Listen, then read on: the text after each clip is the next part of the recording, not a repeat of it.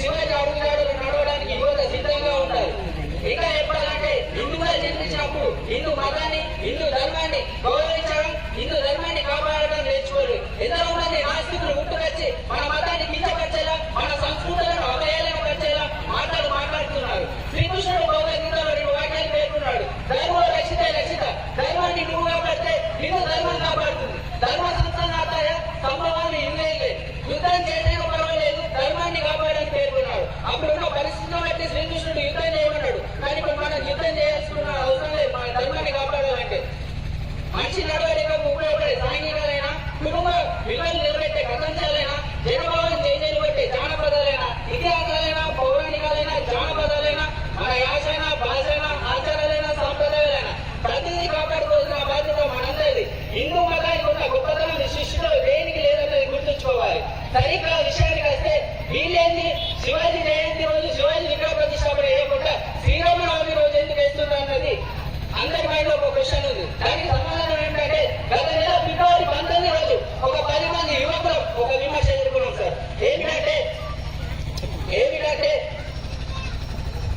ఏమిటంటే ప్రారంభం యూత్ లో ఐక్యత లేదు. వాళ్ళు ఇప్పటికే 2 సార్లు పేలేదు. ప్రారంభంలో ఒక జెండా ఎత్తి మళ్ళీ ఒక జెండా ఎత్తిన విగ్రహం పెట్టడం సాధ్యం కాదు అని విమర్శించారు. ఆ విమర్శ తిప్పి కొట్టుకు వితిన్ 1 మంత్ లో విగ్రహాన్ని ఆర్డర్ చేసి దానికి సరైన రాదు అన్నప్పుడు మాతోనే అయితేదన్న దృఢ సంకల్పంతో ఒక 10 మంది ఏకమే విగ్రహాన్ని ఎలా అయినా ప్రతిష్ఠింపజేయాలి అని బయలుదేరిన దారిలో సారథి నిలిచిన, సహాయపడిన ప్రతి ఒక్కరికి హృదయపూర్వకంగా మరొకసారి కృతజ్ఞతలు తెలియజేసుకుంటున్నాను. మీరు చేసిన సాయం చాలా విలువైనది. మీరు చేసిన సాయం వల్లనే ఈ రోజు ఈ కార్యక్రమాన్ని ఇంత అంగరంగ వైభవంగా నిర్వహించడం జరుగుతుంది. ఎంత చెట్టుకు ఆటగాలి, పండ్ల చెట్లకే రాళ్ళ దెబ్బలు, పని చేస్తున్న వాటికే మాటలు, విజయం సాధించే ముందు విమర్శలు సహజం. ఏదైనా ఒక అద్భుతం అనేది జరుగుతున్నప్పుడు ఎంతో మంచి కార్యక్రమమైనా నువ్వు యజ్ఞాలు చేసినా, హోమాలు చేసినా, 100 కొట్టే కొబ్బరికాయలు 1000 కొట్టినా, తల కింద కూర్చొని తపస్సు చేసినా మంచి కార్యక్రమాన్ని నువ్వు ఆపలేవు. ఏదైనా ఒక అద్భుతం జరుగుతున్నప్పుడు ప్రతి ఒక్కరు అడ్డుకోవాలి, ఆపలు అని విమర్శ చేస్తారు. ఆ విమర్శలు రాయిపోతే అర్థం లేదు.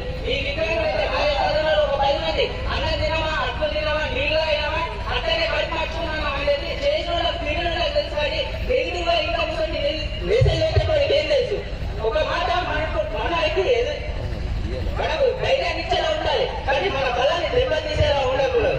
గ్రామ పెద్ద మనుషులు మమ్మల్ని చాలా మంచిగా అర్థం చేసుకున్నారు. ఎందుకంటే ఏ గ్రామంలోనైనా యువత ఇలానే ఉండాలి, మీరు చేస్తుంది సరైనది అని మమ్మల్ని ముందుకు ఎక్కింది గ్రామ సర్పంచ్ లీలారెడ్డి గారు,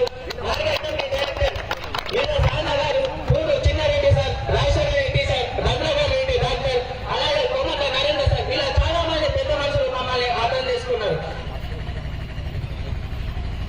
ఈ విగ్రహాన్ని పెట్టే కార్యసాధనలోనే మేము ఇన్ని విమర్శలు ఎదుర్కొంటే ఒక జిల్లాను పరిపాలిస్తున్న తరుణంలో మీరు ఎన్నో విమర్శలు ఎదుర్కొన్నారు సార్. ఆ విమర్శలన్నీ ఏం పట్టించుకోకుండా ప్రతి గ్రామాన్ని అభివృద్ధి పరుస్తూ జిల్లాను ఒక ఆదర్శంగా తీర్చిదిద్దుతున్నందుకు హృదయపూర్వకంగా కృతజ్ఞతలు తెలియజేసుకుంటున్నాను సార్.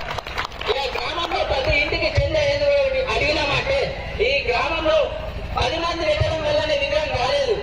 అందరూ పెట్టడం అంటే చిన్న పెద్ద ఆడ మగ ఉన్నోడు లేనోడు అనే కార్యక్రమాలు లేకుండా విగ్రహంలో ప్రతి ఒక్కరు భాగస్వాములు కావాలన్న ఉద్దేశాలతోనే చెందాడడానికి జరిగింది. దాన్ని గుర్తించగలరు. అలాగే ఇంకొక విషయం ఏమిటంటే ఇంకోసారి విమర్శలు చేయకుండా అర్థం చేసుకుని ఆలోచనగా మాట్లాడితే భవిష్యత్తులో హనుమాన్ ఆలయాన్ని, భీమన్న ఆలయాన్ని పునర్నిర్మించుకునే సత్తా గ్రామ పెద్ద మనుషులకు, యూత్ కు ఉందని గుర్తించగలరు.